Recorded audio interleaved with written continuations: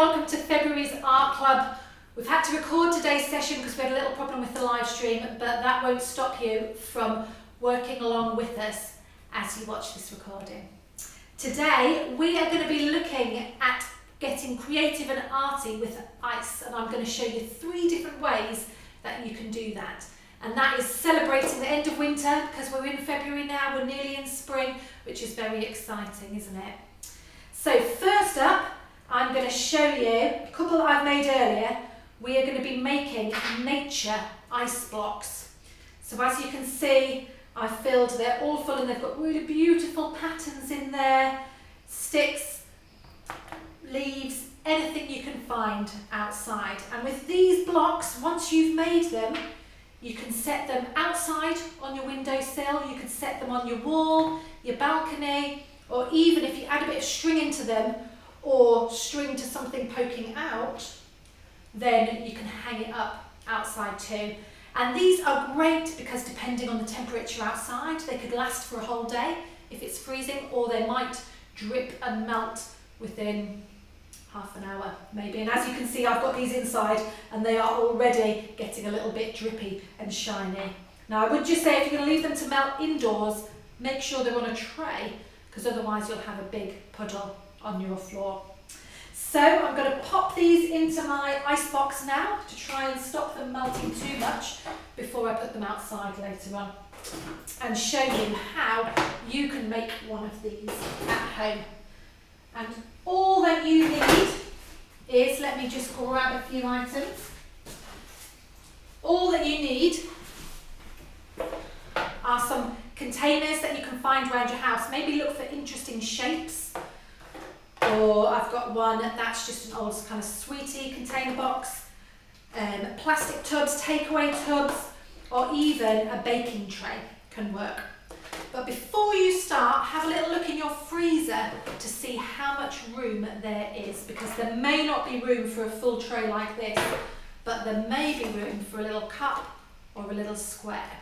Now, if you don't have a freezer or you don't have any room, don't worry, you can still do this, because when you've made it with your water, have a little look at the weather forecast and find a night where it goes below freezing. Now I know Saturday night I think it's going to rain, but Sunday night, as far as I've seen as the weather, it will go below freezing, and then you can leave it outside your door, in your garden, your yard, and by morning it should be frozen.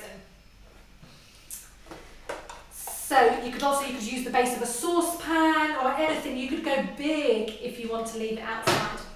Now I'm going to show you just 2 simple ways of making one. So first off, if you're going to hang it up, you'll need to use a little bit of string. So I'm going to attach my string, just pop it in this tray, and I'm going to try and make a big ice sheet.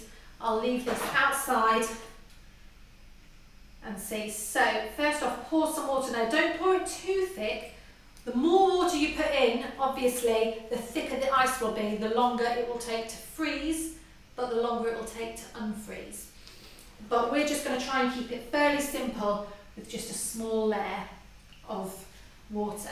And then have a go. Now if you're going to hang things up outside, do try and choose items that are from outside, so nature items. You don't want to be adding things that will actually, once it's melted, will become litter. That is not good. So just take your little pick. Now what I would say is, press it down underneath the water, but don't worry too much if some sticks out, because actually that is absolutely fine.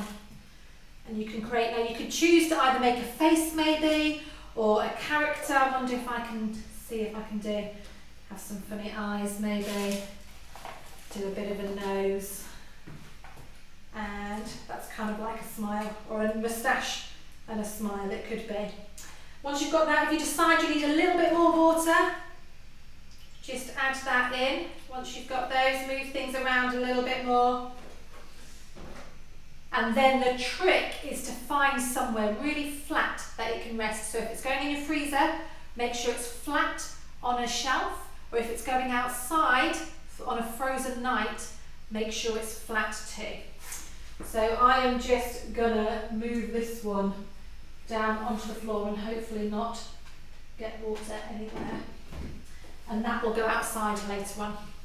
Now you might decide actually you're not going to do a big one, but you can do a small one. So again, fill your container with a bit of water. Again, don't do it too full, but enough to add some things in. And I'm just going to chuck a load of different leaves. In fact, you're noticing that wood is floating, which is quite interesting. So then again, if you have a variety of different of heavy things and light things, so I've got a stone in there, that will sink. So when you've taken it out of the freezer, actually you'll see items the whole way through the frozen block. And then I might even cut a few little bits there. So you've got a real variety of different things. And once it's done, take it, pop it in your freezer, and when it's ready to come out, when it's frozen, check it's all frozen, you just pop it out of the container, and then you can choose where to put it, whether it's on your windowsill, outside, or whether it's on your wall, or whether you hang it up. And in fact, this one as well, I might just add a little bit of string in there too. So add the string in, pop it out the edge, and then it's ready to be frozen. Now, if you are just wanting to experiment indoors, you don't want to hang it up outside, you could freeze toys inside, water, all sorts of things. You can get more adventurous, but if you want to hang it up outside, make sure they're items that are from outside, so nature items, because we don't want to be making any rubbish. Okay, so next up, we're going to have a little look at painting on ice blocks. So if you have prepared anything in advance, you may have, just like I've got here, I've frozen some blocks of ice. So I'm just going to take them out. You will see it's a really nice surface there. So I've got two. Let's see if I've got another one. Let's see, this one's going to have three different, so it's got some texture because the tub I froze the water in has some texture. And then to paint, all you need are some paints. So let me bring over my little tray here. I'll swap this one out. Pop that there. So you don't even need any paper if you're painting directly onto the ice. You don't need paper. We'll come on to the one with paper a little bit later on. So paints, now any paints will do. I'm using watercolours because I'm thinking that's probably the most likely paint you'll have inside, but you could use poster paint, you could use liquid paint. And what I would say is be really, really generous with how much paint you're using, and then you just pop it on and you'll see. So anything goes with painting with the ice. You can try and paint a scene. So I might see if I can get a little bit, use some different blues on there and purples, add that in. And see if I can just blend those colours, and you'll listen, you'll see how it responds to the ice, how it dries on to it. And the great thing about ice painting as well is actually you can freeze it once you've done it and come back to it another time. So I'm just doing some purples, watching it blend there, and let's go even into a bit of a red at the bottom. So there's your background, and once that's dry you could choose to do a bit of a silhouette, and actually as you see it you can kind of see the colour reflecting through the ice there. So I'll leave that to dry a little bit before I come on and do something else on top.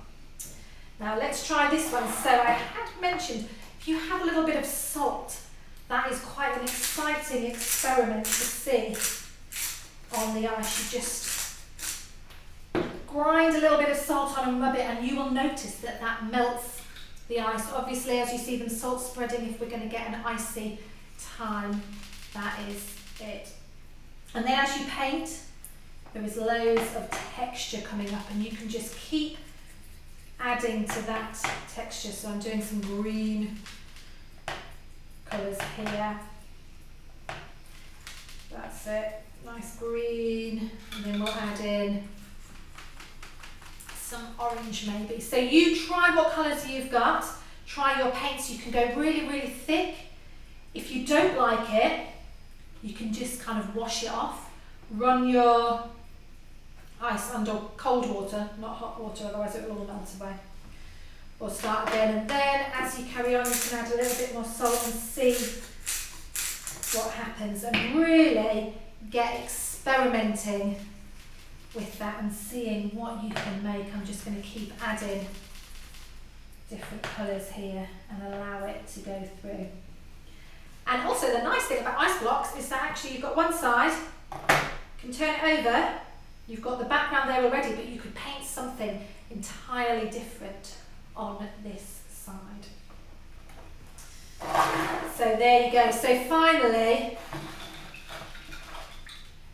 have a little go. You can go for a smaller brush. You can have a little go at painting a scene. So I'm going to see if actually I can paint a tree on this one with the texture. You're just using, give it a go. Now you could be that you found some ice when it's been really frozen. My daughter took some ice from the lake, brought it and put it back in our freezer. So that is there to paint on as well. It's a nice thing. And these two could be hung up outside. So when you'd frozen them, if you'd added a little string, you could hang that up outside. Now I didn't do my background first, so I might just add a little bit of blue because it's a very cold, icy tree scene there. But as you can see, you can try all sorts of things. Now I could pop that back into the freezer and then bring it out later on a really cold day and pop that up outside, and then actually you'll notice it melting during the day as the temperature gets warmer. Just going back to that final one, that paint has dried, so now I could decide to do a little cityscape on there, so little skyscrapers, some houses. Just pop that on, and you've got the silhouette there of the city, all on ice. So choose when you want to get them out of the freezer, unless you've frozen them outside, and then you just have to go with whatever the weather is. But that's 3 just little ideas that you can do of painting on ice. Experiment, have fun. Now I'm going to move on to a final one, which is a little bit similar to this, but it is we're going to use paper. We're going to paint the ice and see how it responds to paper. So let me just pop this over here, and I will bring this tray in, which has got some paper on it. Now you can use any paper you want, but the thicker the paper, the more it will absorb the water, because this can get quite messy. Now I've got a little example as well.